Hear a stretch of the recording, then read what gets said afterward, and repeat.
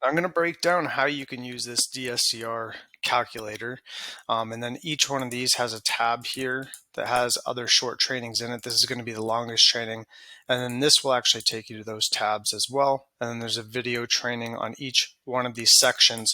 But I'm going to go through the entire thing right now with you. And let's just do an example for sake of this one. We're going to use St. Petersburg, Florida, and we're going to look at properties for sale.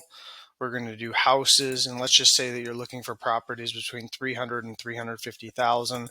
And so these are the options that are available. So let's see if these properties will ratio out.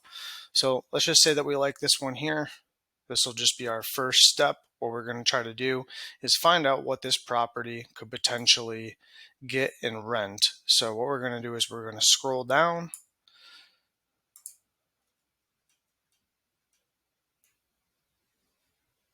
And you can see the rent estimate is $2,579.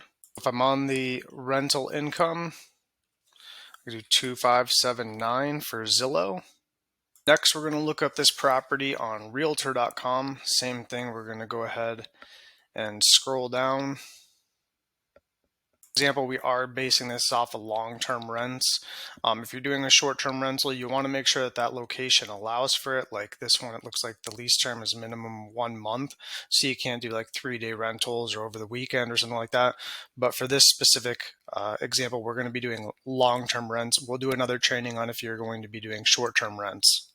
So if we scroll down, you can see nearby rentals, and then it'll give other properties that are near this property. So you'd have to kind of look and see what is the same. So this one's 3-bed, 1-bath, 3-bed, 2-bath, 4-bed, 2-bath. Our subject property, or the one that we're looking at, is 4-bed, 2-bath. It's 1,200 square feet. So this is 4-bed, 2-bath, but it's 2,000 square feet. This is 3-bed, 2-bath, 1,200 square feet. So probably somewhere in between these. This is 3-bed, 1-bath. You'd also want to see how far all of these are from the subject property. 3-bed, 2-bath, 2,500. So it looks like if you were to take all of these into consideration as you're going through it. So most of these are 2,500, but these are 3-bed. So I put it maybe slightly above it. Like we said, Zillow's at 2,579. So I probably just maybe use 2,600. And that was actually for realtor.com, not Redfin. So we'll go to Redfin next. We want to look up the same property. So we'll copy the address and we will go over to Redfin.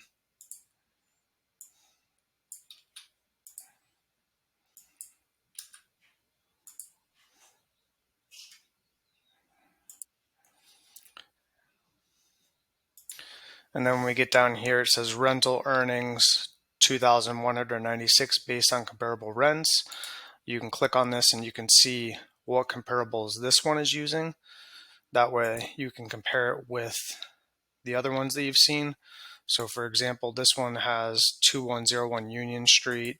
On this one, when we're on realtor.com, it was using other properties in the area for the rental incomes. So you can put all of these in there and see which ones are closest. Obviously, you want particularly as close as possible within a half mile. Same kind of square footage, bed and bath. I would look at the pictures and find at least 5 of them. That's what an appraiser would do when they go out there. They're going to do what's called a 1007, which is an appraisal of rents. And they're going to look at like properties in the area that are similar and see what those are rented for. They're going to average those out, and they're going to give your property a rental income based on that. So that's what you want to do as well, is make sure that you're finding 5 properties that are very close. So we can go ahead and look at all of these properties and see which ones are best. So I might go to like Google Maps, here's our subject property, and then do directions, and then go to the ones that they're using here. So 2101 Union Street, see how close that property is.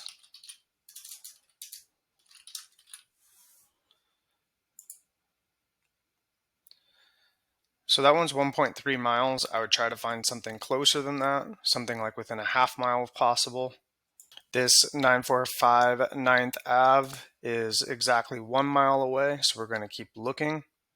The 708 12th Street South, this one is 1.2 miles away. Now, if you don't want to do all this work, just give me a call. I can look these rentals up, and I have another tool that has comps as well. But it is good for you to kind of know how to be able to do your pre-research on properties before you're coming over, but I don't mind at all helping you out with this portion of the process. Only 2868 18th Ave, we're looking at that one. That one's 1.5 miles away. It is on the same street, so ideally not too bad, but again, it's much further than I would like. I would like something within 1 mile. So the closest one was the one that was 1 mile away. So now if we're going off the ones on realtor.com, you can tell this one's 950 18th Ave. Our subject is 961 19th Ave.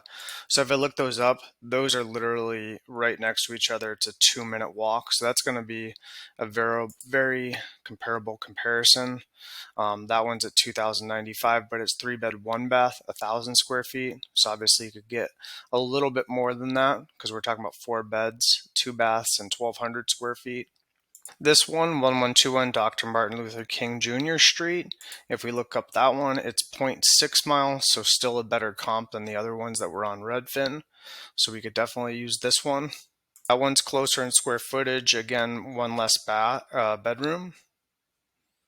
This 945 14th Street North. When I look this one up, this should be 14th.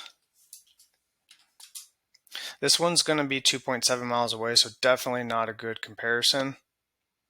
Now, this is a tool that I utilize that I can help you out with. If you send me the address, you can text it to me, you can call me, we can work on it together, or you can go ahead and email it to me. On here, we can actually choose which rental comps that we want. So it has another list of rental comps here, but it actually says how far it is from the subject property, which is much more helpful. 4 beds, 2 baths, a little bit 0.67.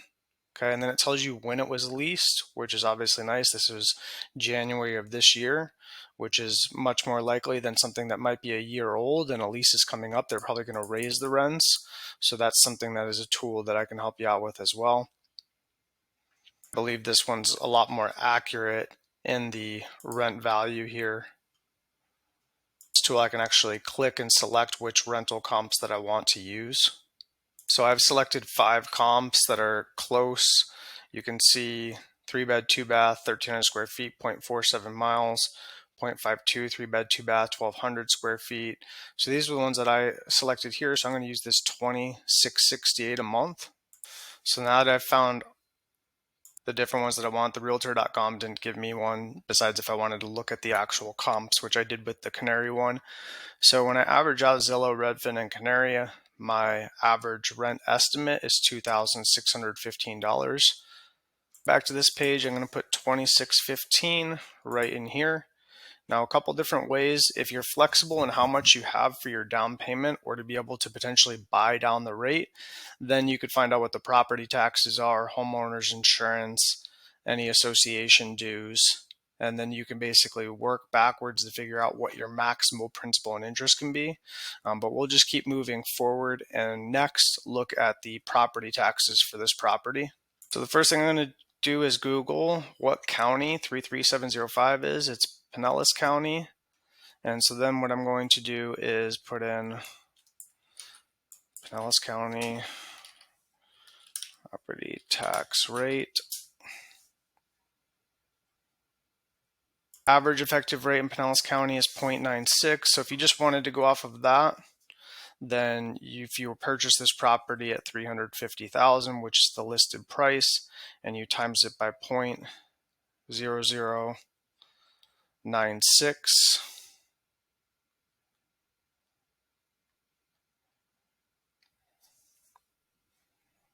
it comes out to $3,360.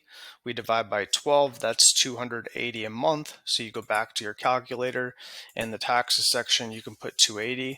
Now, if you want to get a little bit deeper, there's this tax estimator. Usually there's other links in here that you can find. It's up to you on how much you want to get as far as information for you to be able to find out exactly what it is. So for this tool, it actually puts in what the property purchase price would be. Since it's not a primary, it's not going to have a homestead. You pick the city, year of the purchase, and click finish. This is why it's important to look up properties, because right here you can see 5908, but that's because there's other different taxing in this area, most likely because Florida doesn't have a state income tax, so they tax you in other ways. So it's always important to look it up. So if we use 5908, then instead of it being now we're at 492 per month instead of 280. Now, obviously, you want to figure out which one is more accurate, because it makes a huge difference if this property is going to ratio out or work for a good investment property. So this time I'm going to do it by the actual property, and then we're going to do 350,000. No, click finish. And again, it still says 5908. So that's what we're going to use, is the 492. So we're going to change this. That's why you may want to get a little bit more in depth in what you're researching for the property taxes. I'm going to get a quote from an actual insurance provider, but I'm just going to Google average homeowners insurance in St. Petersburg, Florida. This says for 2022. Obviously, we're in 2024, so it's probably a little bit higher than this. Everything's going up these days, but it says 1318 or 110 per month. Homeowner insurance statewide for Florida is $23.59. What I probably would do is just average this up to about $1,500 a month and divide by 12. And then we want to go ahead and put that in the calculator. Again, these are just estimates to try to see if the property is close to ratioing. If it is, then obviously we want to go and get an actual quote. If you need help with a quote, I do work with insurance providers that we can get you connected with, or you could always reach out to whoever holds your primary residence and see what they would do for homeowners insurance on this type of investment property. Now, as far as association fees go, you can see on Zillow there are no association fees, so we don't need to put anything in there. The last thing we need to do is figure out what the principal and interest is. Now, you can easily get a quote from me for a rate. I can give you the principal and interest. We can ratio this out together. But if you just want to run some generic numbers, then you go to this principal and interest. You'll want to click here for today's mortgage rates, and then the loan amount. We will do 300,000 if you're going to put 20% down, and let's say your credit is 720. It's going to actually impact the rate. Now, DSCR rates are going to be higher than this rate because this is going to be quoting for a primary residence. This is an investment property, so it's always going to be a higher interest rate than that. And then on top of that, this is a DSCR loan where we're not qualifying the individual borrower, but we're qualifying the property based on rents. So there's a little bit more risk that the lender, but it's easier for you to be able to get the loan because you don't have to qualify based on your income or debt to income ratio. Always do a conventional investment loan. You would have to be able to carry the debt with your debt to income, which we can calculate out together to see if you qualify that way, because it's typically a slightly better rate than a DSCR loan. DSCR loans are going to range between 1.5% to 2% higher than what you see here. On a single family residential home, if your credit's in this range, probably 1.5%. So what we'd be looking at right here is, let's say, 9%. And then if you go and you calculate your principal and interest, we go here, we'll do the purchase price is 350,000 times 0.8, since we're putting 20% down. So the loan amount is going to be 280,000. Then we need to change the interest rate to 9%. And now our payment is 2,253. So we need to go to our calculator and put in 2,253. So when we divide the market estimated rents by the housing payment, we're below 1. So you could get a loan on this property. It's just going to be a no ratio. It's going to be a higher rate because it's below 1. However, how could we get this number above 1? Well, a couple ways. You could potentially buy down the interest rate. So essentially you'd be paying upfront discount points to be able to get into a better rate, or you can put more money down. Essentially, we need to take the 2,615, which is the estimated rents that we have. If we subtract out the 492 for taxes, which we may want to get a title company to pull that to make sure that the taxes are correct, because if they're cheaper, this property might work the way it is. But we're going to subtract the 492 and then subtract the 125 for homeowner insurance, and that means the maximum principal and interest that we can have on this property would be $1,998. I go back to the calculator and I leave the interest rate at 9%, the max loan amount would be $248,000. So that means that you'd have to come in with $102,000 for the down payment to be able to make this work at 9%. Do a combination of buying down the rate, but let's just look at what interest rate needs to be if you only put 20% down. You only put 20% down, making your loan amount $280,000. Then your max interest rate, 7.625, makes your monthly payment $1,982. If we put that in here, $1,982, now we are over 1. But that means you have to buy down the rate from 9% to 7.625%. So I just priced this loan out, and the discount points to be able to get down to 7.625 is this number right here, 3.309 in discount points, or $9,265.20. The other option was to leave the loan amount, or leave the interest rate at 9% and come in with more down payment for $248,000. Okay, that's $32,000 more than the 20% down. Now, obviously, you could do something in between the two. So you might be able to buy this down to, let's say, 8%. Okay, so it's a little bit cheaper for yourself. And then you can put down a little bit less. So it looks like you probably get to 258.